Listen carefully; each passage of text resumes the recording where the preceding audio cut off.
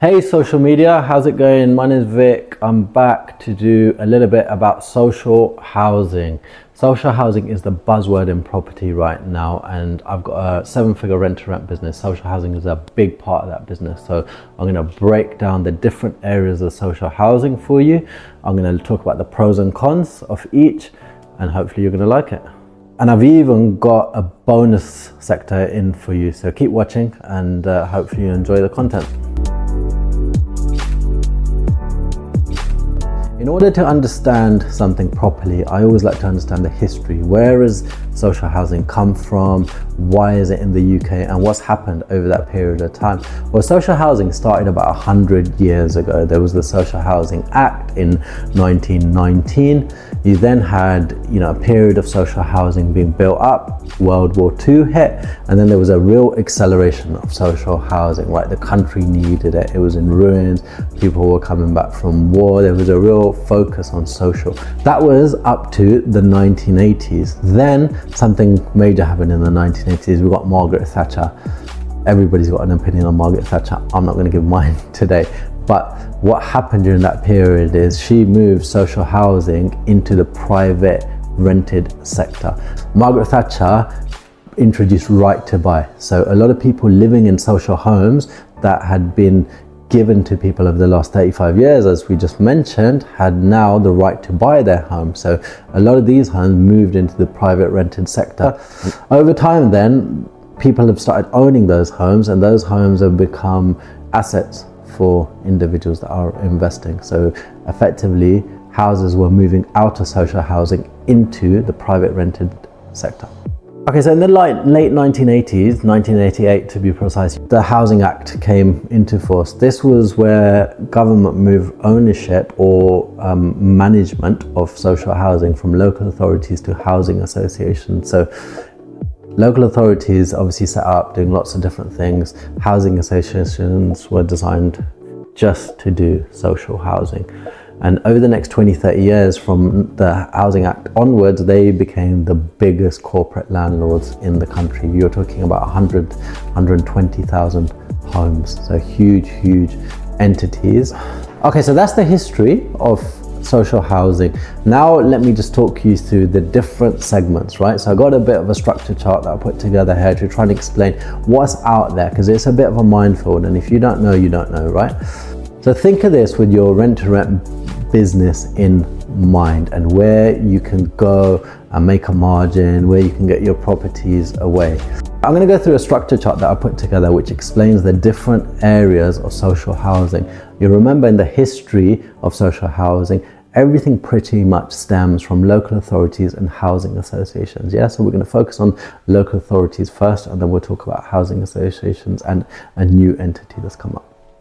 So local authorities, typically, no matter where you are in the country, they're going to operate in 3 different areas on social housing. They might call these different things, they might work under different budgets, there might be overlap because councils are devolved. Every council does it their own way. Effectively, they make up their own rules and the way that they manage social housing in their area. You can get 2 councils right next door to each other and they could be completely different in how they manage. But typically you're going to fall under these 3 buckets. So first you've got AST. So typically the council is going to provide the tenant for you, right? You're going to go, you're going to say I've got a property, and they're going to provide a tenant. They're going to start their fees at the local housing allowance, LHA rates. That's going to be the start point for councils.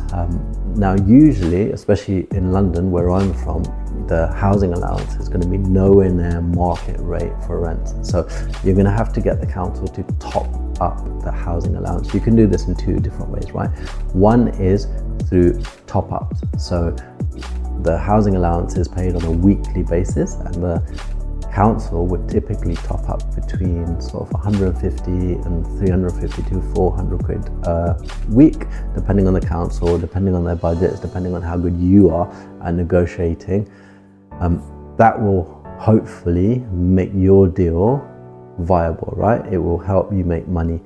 The second thing you can do is ask for an incentive. So when you're handing over a property, they will typically give you 3, 4, 5, 6, the numbers can be quite big, K, but actually when you divide them over 12 months, you need to then factor that into your deal. Does it make money. So sometimes councils will just do one or the other, sometimes they'll do both. It just depends on the council, depends on what you got to offer, depends how good you are at negotiating. But typically that's ASTs. Okay, pros and cons. In ASTs you can make a margin. You're going to do that through top-ups and incentives. The second pro is that you're going to have a long-term tenant. You've got certainty in your property, so you're not going to have people coming and going. The cons, you're going to have to manage that tenant ongoing, so that could be time consuming. You're going to have to manage maintenance in the property. That could be time consuming. The one big con that no one is thinking about is the fact that Section 21, which is a law that allows you to get people out of your rented property without a reason, so it's called a non-fault eviction, that's going. So if you're signing up to these deals now, in 12-24 months time, when your contract runs out and that top up and incentive period runs out with the council, you could be left stuck. You could be left stuck on an LHA rate with your tenant, a higher rent, and the council not topping those LHA rates up because they don't need to. You're stuck with a tenant. You can't, there's no reason for you to get them out, and you can only raise rents at small increments. So that's something you need to think about and watch out for. It's definitely something I'm thinking about. I've got properties away on this scheme, and we've got some plans in place when those things do happen. So that'll be another video. Okay, so second branch on this little structure chart is you've got managed, local authority managed. This is when you go to the local authority, you've got a property to offer, and they will offer to manage it. That means they again will start on local housing rates, and you can again look for top-ups and incentives. So very similar to ASTs. So in terms of the pros and cons on a managed scheme, well, the pros are you get provided the tenant, the local authority manage that tenant throughout, so it's quite hands-off. They will manage maintenance, so again it's quite hands-off. Cons, they're going to be tight on their margin. Usually I find in these schemes they're willing to give less away because obviously they're taking some of that work on, and your margins are going to be wafer thin. So in order for you to make this a profitable, viable business for your rent to rent, you need to scale. You need to have 5, 10, 15 at least in order to make this a meaningful amount of cash. Okay, so then you've got temporary or emergency accommodation. This is all over social media at the moment, right? Everybody is talking about it. I've got a big chunk of my rent to rent business in this space, so we know the landscape very well. So your margins typically can be quite high in this space. That's because you're getting a daily rate, but you're getting no certainty. So a local authority or council can tell you on day 1, someone's moving into your property. Day 10, they might move them out. There's no notice. I've had instances where people have moved out of a property and they've told us 2 or 3 days later, and we've just had a property sat there empty. This is the reality of that scheme. It is high margin. It is very hands-on. Let's just do pros and cons quickly. So I've said it several times, but it is the highest margin you're going to get in this space. It is also the most hands-on. You have to manage the tenant. You have to manage maintenance. In terms of cons, there is no certainty, right? So a tenant can move in 1 week and move out the other. The council, they're going to tell you on the day. They might even tell you after that's happened. You then have to go scrambling around to get another tenant in the property. Typically that's possible, but I've had instances where councils have turned around and said, we're not even doing temporary accommodation anymore, we're out. And then you have to quickly scramble and find an alternative. That's why it's important to understand all of these schemes and I think diversify across them. Okay, so we've got housing associations next on the right hand side of this chart. And I've also chucked in for-profit organizations. So housing associations are not for profit, right? But they are very professional. For-profit organizations are people like Serco who take asylum seeker contracts from the government and then they put people in houses and they make a margin. So both of these areas are going to basically work in exactly the same way. They will lease the property off you and fully manage it. That's typically how it works in this space. Your margins are going to be quite tight because these are professional bodies totally focused on housing that negotiate hard. They know the market and they know what they should be paying, and they probably know what you're likely to be paying for your property.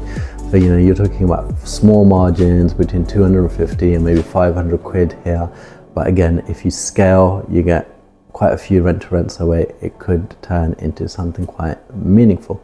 So pros and cons. Pros, slimmer margins. Pro is long-term. These are normally 3 to 5 year contracts.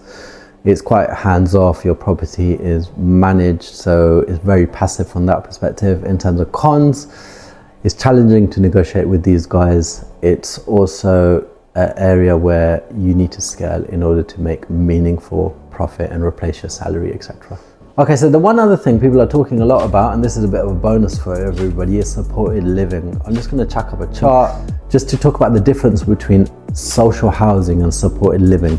Typically, supported living is where the person needs care, right? So that's the key difference between the two. I'm not going to go through each segment here, pause it, have a little read, but let's just go on to the types of care you get in supported living.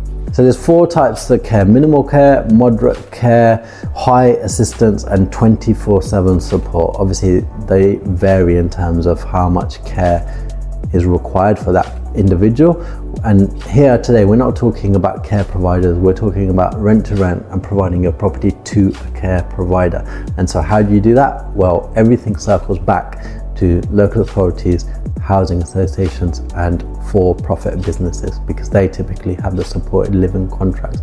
In this space, you've probably got a lot more care providers who have the supported living contracts. And so as a rent-to-rent provider, you can go to them, you can provide your property, you can provide your house, and hopefully make a margin. There's the opportunity to make quite lucrative margins if you've got very bespoke properties.